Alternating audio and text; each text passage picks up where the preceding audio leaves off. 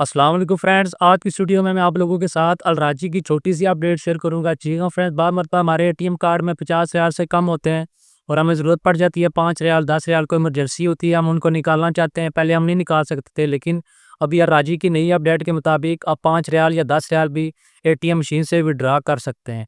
मैं भी आपको अलराजी का जो ऑफिशियल पेज है उसके ऊपर लेकर चलता हूँ और वहाँ जाकर देखते हैं कि क्या ये न्यूज़ है, उसके बारे में बाकी बात करते हैं। तो चलें अभी मोबाइल की स्क्रीन के ऊपर चलते हैं। एंड ये देखें, यार राजी का ऑफिशियल पेज मेरे सामने ओपन हो चुका है। आप ये देख सकते हैं, ये देखें 5 रियाल, इसके साथ साथ 10 रियाल ये नीचे उन्होंने मेंशन किया हुआ है कि आप 5 रियाल या 10 रियाल भी विड्रा करवा सकते हैं।